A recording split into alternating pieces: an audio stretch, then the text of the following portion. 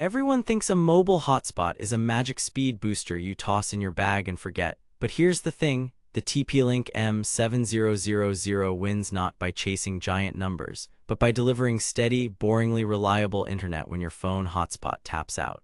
If you clicked for 3 things to know, you're expecting a speed flex.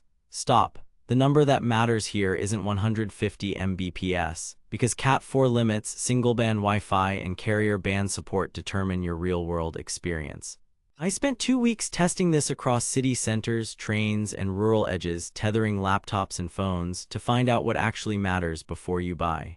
Before we dive into what I discovered, quick heads up. If you're already convinced and want the best price, the link's below. But stick around, because the gotchas I found on compatibility and battery expectations will save you time, money, and a headache. Here's the setup. I'm a remote worker who bounces between coffee shops, co-working spaces, and trains. My phone hotspot kept overheating, killing my battery by lunch and throttling when I needed it most. I tried a bargain Wi-Fi last year that promised 4G magic. It dropped connections under load and strangled speeds once more than 3 devices hopped on. So I grabbed the TP-Link M7000, a red dot design winner with a 2000 mAh battery, 4G Cat4 up to 150 Mbps, and sharing for up to 10 devices. At 126.10 and a 4-star rating, it sits right in the sweet spot, not pricey, not sketchy. But I was skeptical. Could a Cat4 single-band 2.4 GHz hotspot handle video calls, file syncs, and general day-to-day reliability without melting down? Test 1. Urban peak hour speed and stability. On a mid-tier carrier with solid city coverage, the M7000 averaged 3560 Mbps down and 1020 Mbps up between 8:11 a.m., with latency hovering 3050 ms. That's not headline grabbing, but here's where it matters. 2 1080p YouTube streams, Slack, and a Zoom call ran together without a single stutter for 45 minutes. But then, in the lunch rush near a crowded mall, the Wi-Fi side became the bottleneck. Because it's 2.4 GHz only, interference kicked in and Wi-Fi throughput dipped to around 20-25 Mbps even when LTE showed higher capacity. Test 2. Congested coffee shop. With 5 laptops and phones connected, I saw speed wobbles not on LTE but from Wi-Fi channel congestion. Here's where it gets interesting. Using the TP-Wi-Fi app, I manually switched the channel, and throughput popped back by roughly 25–30%. It's not 5 GHz fast, but choosing a cleaner channel kept Google Drive syncs and a Teams call steady. The lesson: Wi-Fi tuning matters more than you think on single-band gear. Test 3. On a moving train, mobility is the Wi-Fi's real test. Running speed tests every 10 minutes over a 90-minute ride, I saw 1230 Mbps down with momentary dips, totally normal for hopping cells. The Zoom call I kept running didn't drop, but it did step down resolution once or twice. The M7000's handoff was smoother than my phone hotspot, which tends to overheat and throttle in the same scenario. Test 4.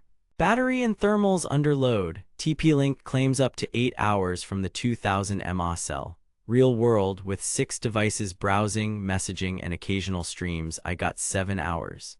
Hammer it with non-stop uploads and video and it's closer to 4–5. It warms up but never hit thermal shutdown. The downside, it's micro USB, not USB-C, and it sips at about 5V1A. A small power bank fixes range anxiety, but it charges slowly relative to modern standards. Test 5. Travel SIM and bands. This is the sleeper factor most people miss. The M7000 is unlocked, but band support varies by region. In Europe and much of Asia, you're golden. In the US, you'll likely be fine on and in cities, but it's not built for Verizon's LTE bands and may be inconsistent on AT&T depending on the model's exact bands. Translation: it's not a universal travel pass. Check your destination's bands before you rely on it. Here's the revelation: the M7000's secret isn't max speed, it's consistency plus control. After 20+ hours of mixed testing, the most surprising finding was how often it beat my phone hotspot for stability. Even when LTE bars dropped, it kept meetings going by managing the Wi-Fi side better and avoiding a phone's thermal throttling spiral. A few tweaks changed everything. Placing it near a window often doubled LTE speed compared to the center of a room. Manually setting a clean 2.4 GHz channel reclaimed 20–30% Wi-Fi throughput in busy environments. Using the TP-Link app to set data limits and see connected clients prevented surprise slowdowns from one rogue device. Against expectations, Cat 4 wasn't a deal-breaker for productivity. It won the reliability battle. Compared to alternatives, a 5G hotspot can be faster, but you'll pay 2–3x and burn battery faster, and 5G coverage is uneven. TP-Link's M7350 adds a screen and microSD but costs more. If you want a display, consider it. If you just need a light, pocketable unit that shares up to 10 devices and quietly works, the M7000 hits the value mark. It's not for gamers chasing sub-20 ms latency or for 4K multi-stream households. It is for commuters, students, and travelers who need meetings and cloud work to just happen. Now that you know stability is the real headline, not the 150 Mbps marketing number, this is the moment to check compatibility and pricing.